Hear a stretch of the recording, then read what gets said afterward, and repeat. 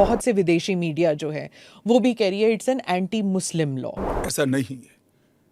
आप इस लॉ को आइसोलेशन में नहीं दे सकते। इस देश का एक इतिहास है। इस देश का विभाजन धर्म के आधार पर होना ही नहीं चाहिए था, मगर उस वक्त किया गया। और स्वयं कांग्रेस के नेताओं ने आजादी के वक्त सैकड़ों भाषणों में कहा है कि अभी मारकाट चल रही है, अभी जहां है वहां रह जाइए, बाद में जब कभी भी भारत में आएंगे आपका स्वागत है। परंतु बाद में इलेक्टोरल पॉलिटिक्स चालू हुई, वोट बैंक की राजनीति चालू हुई। अगर आप पारसी और ईसाइयों को ला सकते हैं, उन वो जो रिलीजन्स है, they were not born in India, तो अगर आप पारसी और ईसाइयों को ला सकते हैं तो मुसलमानों को क्यों नहीं? देखिए, मुस्लिम आबादी के लिए ही वो हिस्सा आज भारत का भाग नहीं है। वो भूमि इसीलिए दे दी गई थी। फिर तो हर देश से अव्यवस्था से जो आना चाहिए, इसके लिए भारत के दरवाजे खोल लो।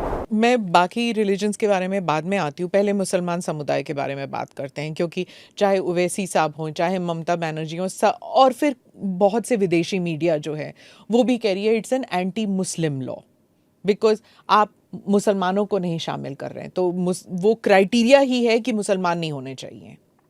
ऐसा नहीं है। आप इस लॉ को आइसोलेशन में नहीं दे सकते। इस देश का एक इतिहास है। 15 अगस्त 1947 को देश का विभाजन हो गया। देश 3 हिस्सों में बंट गया। वो बैकग्राउंड है। भारतीय जनसंघ, भारतीय जनता पार्टी हमेशा विभाजन का विरोध किया। हम कभी सहमत नहीं थे। इस देश का विभाजन धर्म के आधार पर होना ही नहीं चाहिए था, मगर उस वक्त किया गया। जब धर्म के आधार पर आप विभाजन करते हो और वहां जो अल्पसंख्यक है उन लोगों पर ढेर सारे अत्याचार हो, धर्म परिवर्तन कराए जाए, इनकी महिलाओं को अपमानित किया जाए, वो माँ बहन बेटी के लिए वो शरण में आए भारत की, तो क्या उसको यहाँ नागरिकता का अधिकार नहीं है?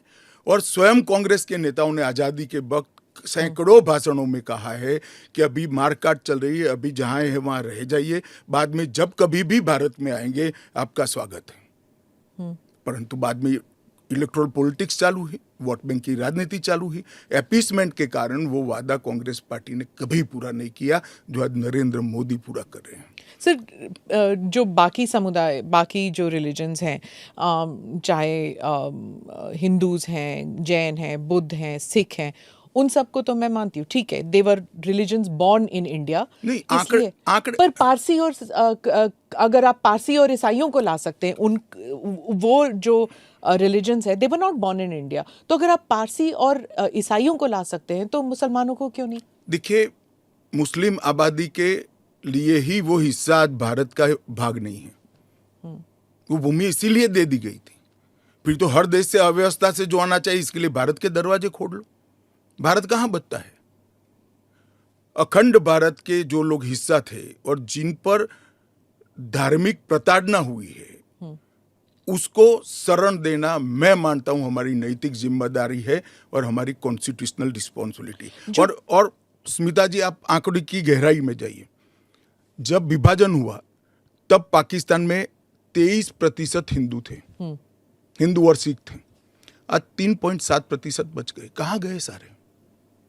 इतने सारे तो यहाँ आए नहीं। धर्म परिवर्तन हुआ, अपमानित किया गया, दोयम दर्जे के नागरिक के नाते इनको रखा गया। कहाँ जाएंगे ये लोग? क्या देश इसका विचार नहीं करेगा? देश की पार्लियामेंट इसका विचार नहीं करेगी? देश की पॉलिटिकल पार्टियों ने इनका विचार नहीं करना चाहिए?